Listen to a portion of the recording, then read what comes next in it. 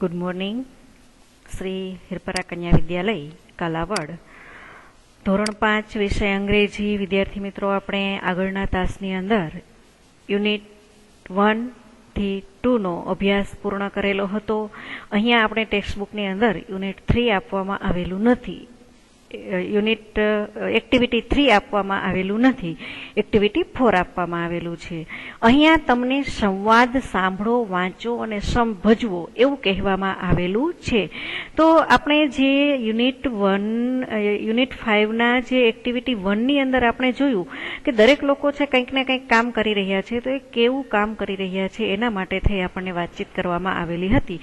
તો અહીંયા તમારે 2 વ્યક્તિનો ગ્રુપ બનાવીને વાત કરવાની છે. તો એનો માત્ર આપણે સમજવા માટે થઈ અને સંવાદ આપવામાં આવેલો છે.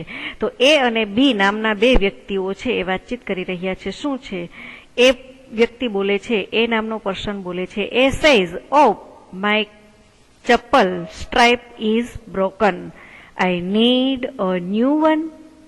તો એ કહે છે, અરે મારા ચપ્પલ છે એ સ્ટ્રેપ ઇઝ બ્રોકન, તો કે તળિયેથી તૂટી ગયેલા છે. I need you know one, મારે એક નવા ચપ્પલની જરૂરિયાત પડશે. ત્યારે બી એમને જવાબ આપે છે, યુ કેન રિપેર યોર ચપ્પલ. યુ કેન એટલે કે તું કરાવી શકે છે. કેનનો ઉપયોગ શકવું એવો થાય છે. કેનનો અર્થ શું થાય? શકવું. તું કરાવી શકે છે. રિપેર એટલે કે એને રિપેર કરાવી શકે છે. યોર ચપ્પલ, તમે તમારા ચપ્પલને રિપેર કરાવી શકો છો. Visit a shoe મેન્ડર. વિઝિટ એટલે કે મુલાકાત લેવી, અ શૂ મેન્ડર એટલે કે એક મોચીની, ચપ્પલ બનાવનાર, મેન્ડર એટલે બનાવનાર, ચપ્પલ બનાવનારની મુલાકાત લે. એ says, will he stitch it like a new one. Will એટલે અહીંયા આપણને ભવિષ્યકાળ સૂચવે છે કે તે કરી શકશે. હી વિલ હી તે કરી શકશે. સ્ટીચ એટલે કે સિલાઈ, it like a new one તે શું નવા જેવી જ સિલાઈ કરી શકશે કે જે હું રિપેર કરાવવા જઈશ તો નવા હશે એવા જ બનાવી દેશે, કે એમનો દેખાવ છે તે બગડી જશે? એના માટે પૂછે છે, will he stitch it like a new one. Like એટલે કે જેવા, ન્યૂ વન એટલે કે નવા જેવા, તે નવા જેવા જ સિલાઈથી બનાવી શકશે.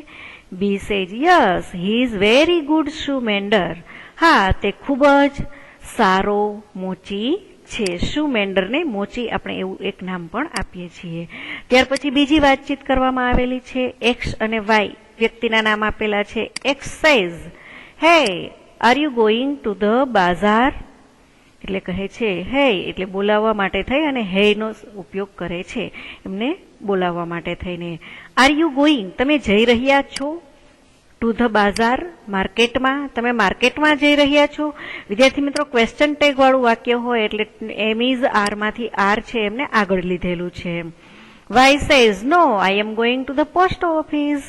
ના, હું જઈ રહ્યો છું પોસ્ટ ઓફિસે. X says, okay well will you bring a postcard. તો એ જઈ રહ્યો છે માટે એમને કહે છે ઓકે બરાબર, વેલ સારું. વિલ યુ બ્રિંગ મારા માટે લાવશો અ પોસ્ટ કાર્ડ એટલે કે એક પોસ્ટ કાર્ડ. તમે મારા માટે એક પોસ્ટ કાર્ડ લાવશો. વાય સેઝ, શ્યોર વાય કહે છે ચોક્કસ. એક્સ સેઝ, થેન્ક્સ એક્સ એમને થેન્ક યુ આપે છે. એટલે કોઈના વ્યક્તિની સાથે કોઈ વાતચીત વસ્તુ મંગાવી હોય અને કંઈ કાર્ય કરવું હોય તો એના માટે આ રીતે વસ્તુ મંગાવવાથી વાતચીત કરી શકાય છે. હવે આપણે એમ અને એલ નામના 2 વ્યક્તિની વાતચીત આપવામાં આવેલી છે. M says, please take this story book. એમ કહે છે મહેરબાની કરીને, ટેક એટલે લે, ધી સ્ટોરી બુક એટલે આ વાર્તાની બુક લે. L says, okay May I issue a new book.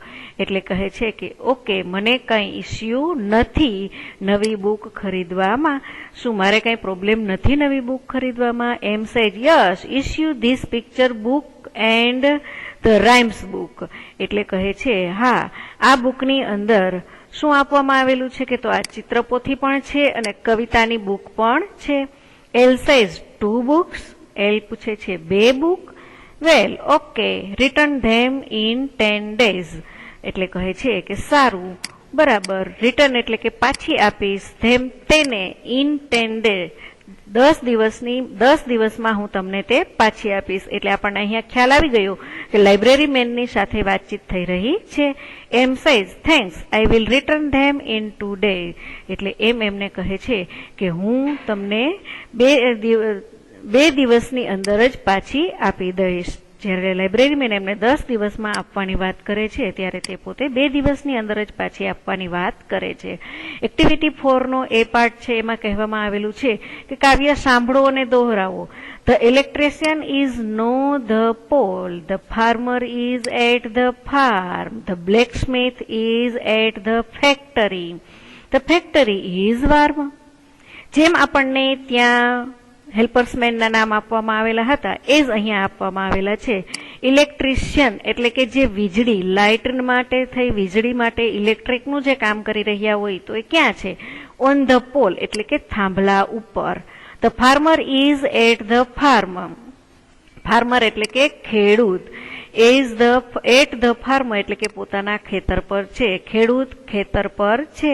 The blacksmith is at his factory. Blacksmith એટલે કે તે સોનું બનાવનાર, લોખંડના સાથે જે કાર્ય કરનાર વ્યક્તિ હોય છે, ધાતુની સાથે કામ કરનાર, એમને બ્લેકસ્મિથ કહેવામાં આવેલા છે. એટલે સ્મિથ એમની સાથે લગાડવામાં આવે છે. બ્લેક્સ એટલે એમની સાથે કોઈ પણ ધાતુ છે, કોપર છે, લોખંડ છે, દરેક વ્યક્તિ છે ધાતુથી કામ કરી શકે એમને કહેવામાં આવે છે ધાતુ બનાવનાર વ્યક્તિ. તો ઇઝ એટ હિઝ ફેક્ટરી, તે એમના ફેક્ટરીમાં છે. લોખંડનું બનાવનાર વ્યક્તિ છે પોતાની ફેક્ટરીમાં છે. The factory is warm. Warm એટલે કે ગરમ. ફેક્ટરી થોડી ગરમ છે. The doctor is in the clinic. The જજ is in the court. The clerk is in the cabin talking and typing notes. Doctor એમના ક્લિનિકમાં એટલે દવાખાનામાં છે. જજ એટલે કે જે કોર્ટની અંદર વકીલની વાતચીતના આધારે નિર્ણય આપનાર વ્યક્તિને જજ કહેવામાં આવે છે. એમના કોર્ટમાં છે. ઇન ધ કોર્ટ એટલે કોર્ટમાં. ધ ક્લાર્ક એટલે કે કોઈ પણ સ્કૂલ હોય, કંપની હોય, એની અંદર બધું કાર્ય સંભાળી અને લખવાનું જે કાર્ય કરતા હોય એમને ક્લાર્ક કહેવામાં આવે છે. ઇન ધ કેબિન એટલે એમની કેબિનમાં છે.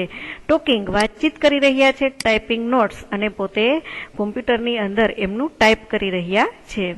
The milkman is at the yard. Milkman એટલે કે દૂધવાળો માણસ છે એ પોતાના દુકાનમાં એટલે એમને યાર્ડમાં છે.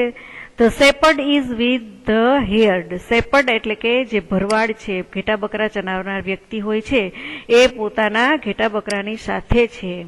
The flute player is on the hill. Hill એટલે કે ટેકરી, પર્વત પર. ફ્લૂટ પ્લેયર એટલે કે વાંસળી વગાડનાર. વાંસળી વગાડનાર છે તે ટેકરી ઉપર છે. Playing four it four long. તે વાંસળી લાંબો સમય સુધી બજાવી રહ્યો છે. એટલે પ્લેઇંગ એટલે કે બજાવી રહેવું પણ કહી શકાય. અહીંયા વિદ્યાર્થી મિત્રો માત્ર પ્લેઇંગ માટે કંઈ એવો અર્થ રમવું એવો જ નથી થતો, પરંતુ ફ્લૂટ એટલે વાંસળી આપવામાં આવેલી છે તો વાંસળી આપણે વગાડતા હોઈએ છીએ, બજાવતા હોઈએ છીએ, એટલે એવો અર્થ પણ આપણે લઈ શકીએ છીએ. તો grocer is at the grocery. Grocer એટલે કે જે કરિયાણું, અનાજ, કઠોળ અને અન્ય વસ્તુ વેચનાર વ્યક્તિ હોય એને ગ્રોસર કહેવામાં આવે છે. કરિયાણાનો વેપારી ગ્રોસરી એટલે કે પોતાની દુકાનમાં છે. The fruit seller is at the stall. Fruit seller એટલે ફળ વેચનાર છે એ પોતાની દુકાનમાં છે. The traffic police at the cross road. Traffic police એટલે કે જે રોડ ઉપર ઉભેલા પોલીસો હોય છે એમને ટ્રાફિક પોલીસ કહેવામાં આવે છે. વાહનોની ટ્રાફિક થવા દેતા નથી, ભીડ થવા દેતા નથી. એટલે ક્રોસ રોડ એટલે કે જ્યાં રસ્તો પસાર કરવાનો છે ત્યાં છે. Helping the traffic to roll. મદદ કરી રહ્યા છે ટ્રાફિકના નિયમોની અને માણસોને ભીડથી બચાવી રહ્યા છે. હવે એ જ પ્રમાણે વ્યવસાયકાર અને તેમના કાર્યસ્થળના નામ લખવાના છે. Work profession. વર્ક એટલે કે કાર્ય અને પ્રોફેશન એટલે કે એમનો ધંધો શું છે. અને પ્લેસ એટલે કે સ્થળ. એમ કયા સ્થળે કાર્ય કરી રહ્યા છે તો આપણે જોયું the electrician on the electricity pole at the electricity office. તો પોલ એટલે કે થાંભલો, જે વીજળીનો થાંભલો છે એમના ઉપર છે, અથવા તો ઇલેક્ટ્રિકની ઓફિસ જે છે એટ ધ એટલે કે જ્યાં સ્થળે હોય ત્યાં એટનો ઉપયોગ થાય છે. The farmer at the farm. The teacher in the school. અહીંયા ઓન ધ હિલ આપેલું છે તો આગળની સ્ટોરીના આધારે આપણે અહીંયા ફ્લૂટ મેન આપી શકીએ છીએ, the flute playing on the hill. આ રીતે તમારે આગળની રાઇમ્સ જોઈ અને આ સેન્ટેન્સો પૂર્ણ કરવાના છે. હવે એક્ટિવિટી 5 ની અંદર શું આપવામાં આવેલું છે કે તમારે પ્રશ્નના જવાબ આપવાના છે અને એ પ્રમાણે શિક્ષકના માર્ગદર્શન પ્રમાણે તમારે પ્રશ્ન પત્તા અને જવાબ પત્તા બનાવવાના અને ગેમ રમવાની. હુ ઇઝ ધ ડોક્ટર, તો તમારે આ ચિઠ્ઠીઓ છે, આ પાર્ટમાં આપેલી ચિઠ્ઠીઓ છે એ પણ બનાવવાની અને આનો જે આન્સર આવતો હોય ને એ પણ ચિઠ્ઠી બનાવવાની. તો who is the doctor, the doctor at the clinic, આવો એનો આન્સર હોય. Where is his her clinic hospital, એટલે તમારે અહીંયા જો પુરુષ નામ હોય તો હિઝ આવશે, જો સ્ત્રી નામ હશે તો હર આવશે અને તમારે ક્લિનિક લખવું હોય તો ક્લિનિક લખજો, હોસ્પિટલ લખવું હોય તો hospital.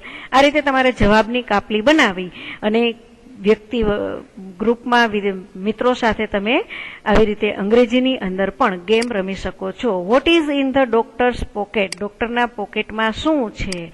That is in the doctor's bag. What is in the doctor's bag, ડોક્ટરના બેગમાં શું છે? હુ ઇઝ અવર પ્રિન્સિપલ, તો આવા નામ છે તમે. Where is the principal, principal ક્યાં છે, પ્રિન્સિપલ કોણ છે? એના જવાબોની ચિઠ્ઠી તમારે બનાવવાની છે. આ તો તમને ખૂબ સારી રીતે પ્રથમ સત્રની અંદર પણ શીખી ગયા છો.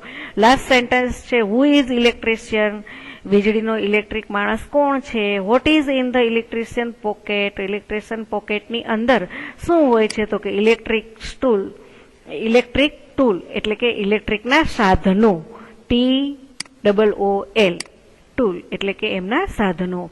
આ રીતે છે આપણે દરેક વાક્યો બનાવવાની જાતે થોડોક પ્રયાસ કરી અને શીખવાનો પ્રયાસ કરજો. હવે જે PDF હોમવર્ક આપવામાં આવે એ તમે હોમવર્ક પૂર્ણ કરજો. સ્પેલિંગ પાકી બુકની અંદર લખવાનું ભૂલતા નહીં, પાકું કરવાનું ભૂલતા નહીં, જેથી કરીને ધોરણ 6 ની અંદર આપણે વધુ અભ્યાસ માટે થઈ આપણને સ્પેલિંગ માટે અગવડતા ન રહે. Thank you.